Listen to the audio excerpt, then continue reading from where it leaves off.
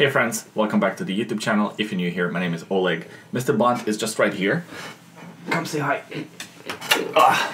There he is. In today's video, we're gonna review a microbrand diver that's launching on Kickstarter. How original, I know. But this one is actually pretty cool. So it comes from a brand called MMI watches, and the name of this diver is Turret.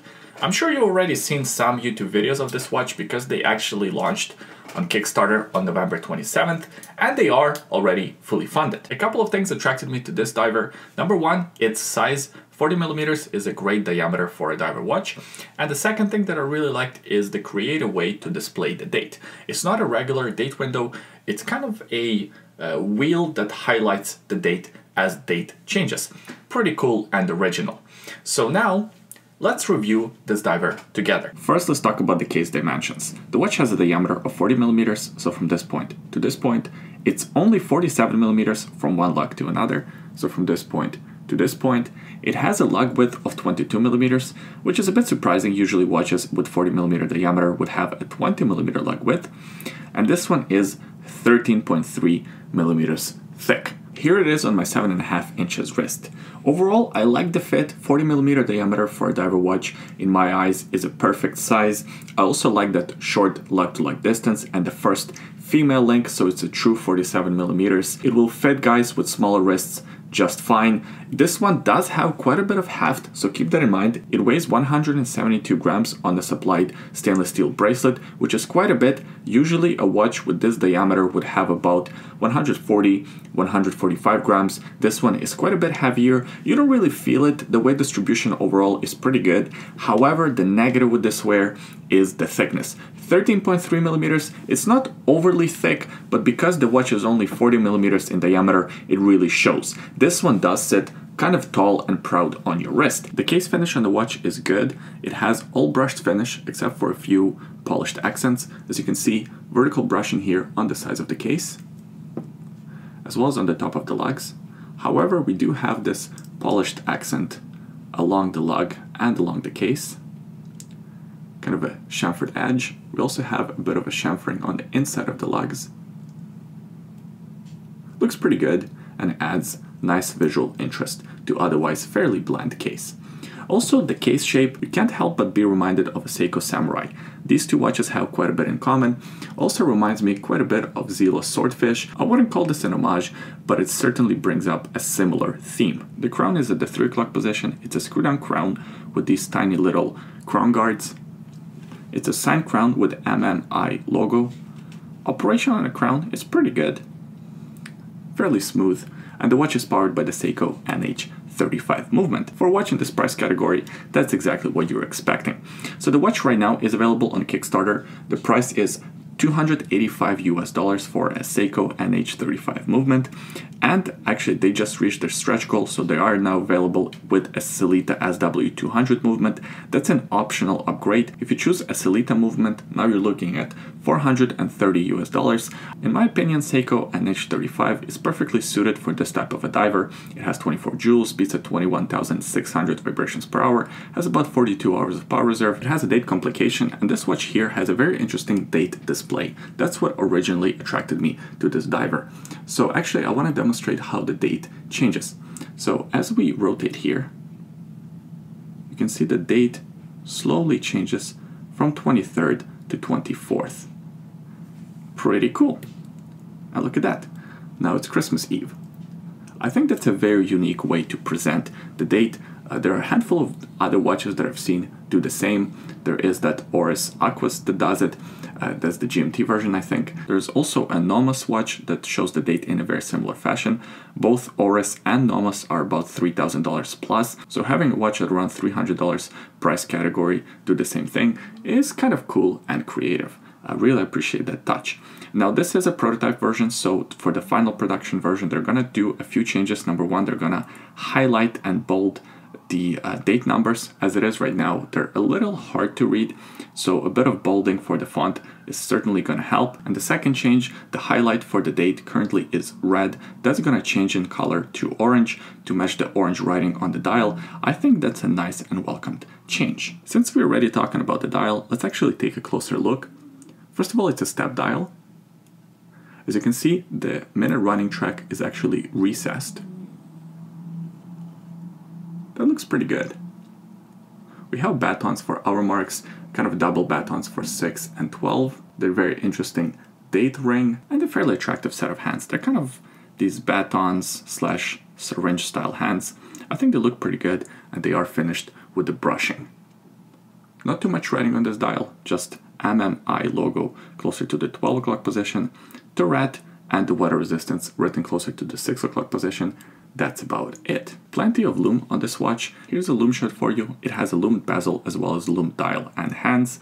The lume is adequate. It has Swiss Super Luminova. The longevity of this lume is not the best, and actually for the final production version they are going to upgrade the lume slightly, so it's going to be I think 30% brighter, which is a welcomed addition and improvement to this diver. I should also mention that there is a fully lumed dial version of this watch. Not my cup of tea. I'm not a big fan of white dialed watches, so that's not the one that I would go for. I would go for something with a black or blue dial. Nevertheless, I do have to admit that in the dark it does look kind of cool. And if it's something that you're into, well, now you have that option. Since it's a diver watch with 300 meters of water resistance, we have a diver style bezel. It's a unidirectional 120 click bezel. The bezel action is probably my least favorite part of this watch. First of all, it's too springy. The grip on the bezel is not the best. It's kind of a coin edge bezel, and it's kind of difficult to grip. These grooves are not deep enough. It also has quite a bit of backplay. Every turn that I make, I can almost go back a full second. That's not ideal, is it? And it doesn't align properly. Now that could be somewhat understandable since this is a prototype version. Hopefully on a final production version, it's not something that we will see. Nevertheless, that's the version that I have here.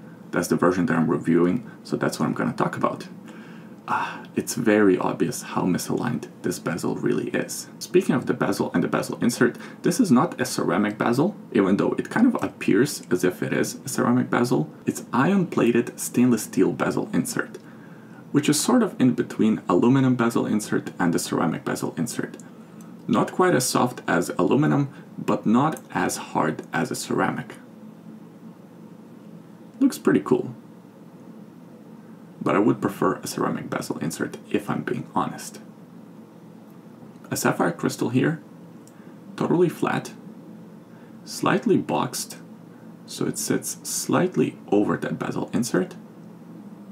Some AR coating, so the viewing angles are pretty good. It comes on the stainless steel H-link bracelet. Fairly attractive bracelet, all brushed finish here. First female links, I really like that. Fold over here on the clasp.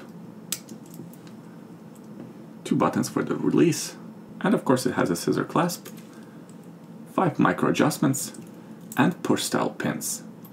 One thing that I really like about this bracelet are these quick release pins. It makes removing the bracelet super easy. Changing this watch onto a strap would be a breeze. And this also gives us a pretty good chance to look at the case back. It's a screw down case back here. Kind of underwhelming if I'm being honest. Just laser etching of the logo and some information about the watch. That's about it. That's the review of MMI Turret. By the way, I forgot to mention at the beginning of the video, this watch was provided for this review for free and we get to keep it. Not gonna affect the review, and it didn't affect the review in any way. Just wanna be transparent. So for $285 with the Seiko NH35, that's probably the version that I would go for. I wouldn't necessarily upgrade to the Sellita SW200. I think for this specific watch, it's not necessary, and it also would keep the price under $300. The negatives, I already mentioned them. The biggest negative to me is this bezel action and the fact that the bezel doesn't line up. The styling of the watch is fairly attractive. It is a bit on the thicker side, but overall, pretty nice diver. Good job, MMI watches. Now, what do you guys think about this watch? Those were my opinions. Now I want to hear from you. Leave your comments in the comment section below. Let me know. Also give this video a thumbs up if you enjoyed it, and subscribe to the YouTube channel. We release new videos every week. By the way, today on my wrist, I'm wearing my Tudor Black Bay 58. Of course, I've done a full review of this watch. That video can be found on the YouTube channel. I will also leave it linked in the description below. Also in the description below, there are a couple of other links. The first link is a secret link, have a look if you're curious. The second link is a link to bondnativestraps.com if you're looking for a great quality native strap and want to support this YouTube channel at the same time. Buying one of these native straps is a great way to do so. Thanks for watching. I hope you enjoyed this video. I hope you had fun, and I'll see you guys next time. Bye. But you're convinced that you should be sitting on my lap. Okay. What do you want to do? What do you want to do, buddy?